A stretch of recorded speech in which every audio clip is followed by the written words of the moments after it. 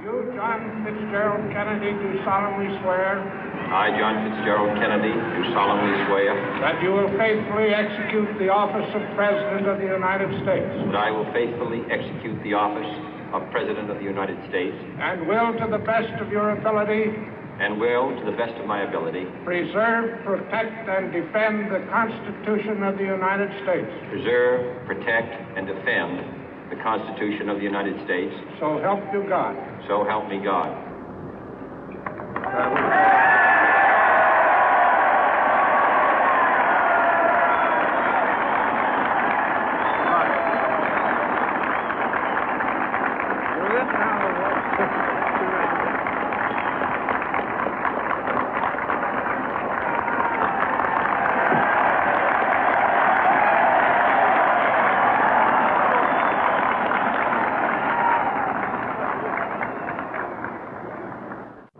Vice President Johnson, Mr. Speaker, Mr. Chief Justice, President Eisenhower, Vice President Nixon, President Truman, Reverend clergy, fellow citizens.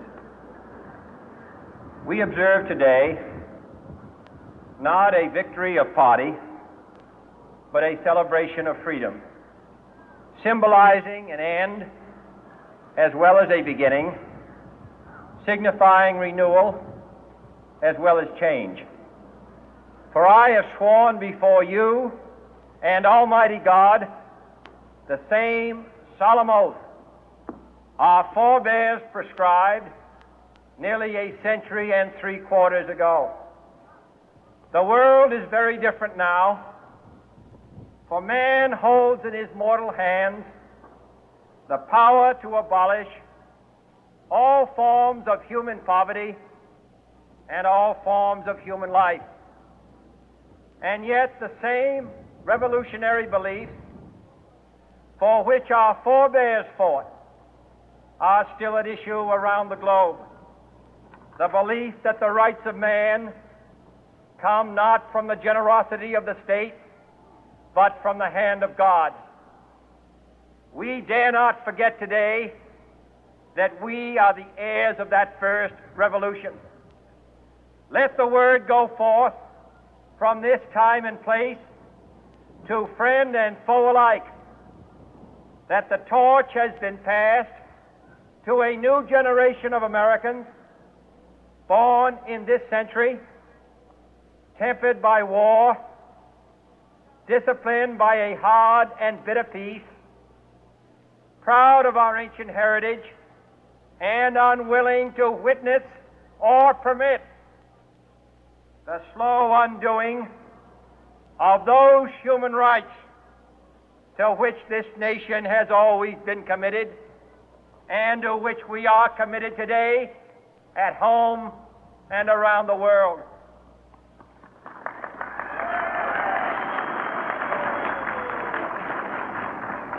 Let every nation know, whether it wishes us well or ill, that we shall pay any price, bear any burden, meet any hardship, support any friend, oppose any foe to assure the survival and the success of liberty.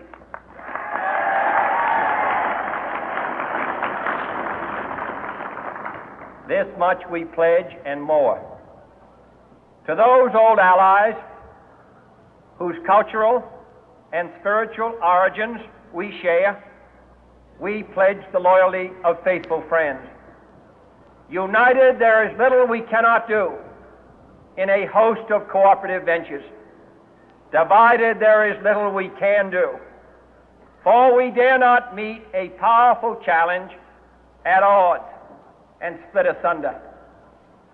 To those new states whom we welcome to the ranks of the free, we pledge our word that one form of colonial control shall not have passed away, merely to be replaced by a far more iron tyranny.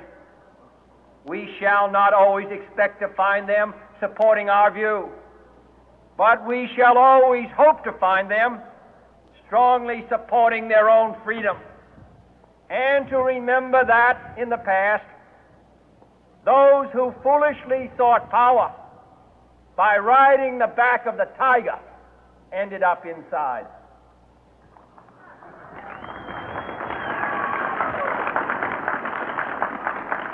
To those people in the huts and villages of half the globe struggling to break the bonds of mass misery, we pledge our best efforts to help them help themselves for whatever period is required, not because the communists may be doing it, not because we seek their votes, but because it is right. If a free society cannot help the many who are poor, it cannot save the few who are rich.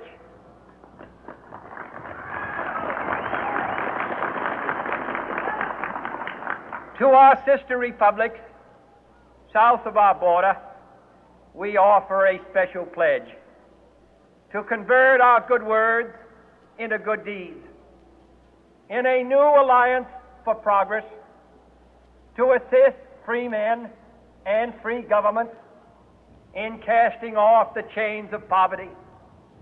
But this peaceful revolution of hope cannot become the prey of hostile powers.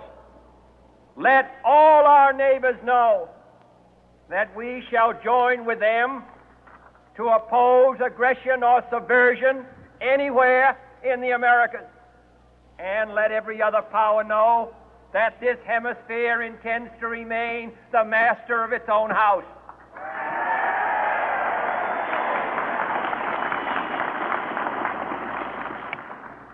To that World Assembly of Sovereign States, the United Nations, our last best hope, in an age where the instruments of war have far outpaced the instruments of peace, we renew our pledge of support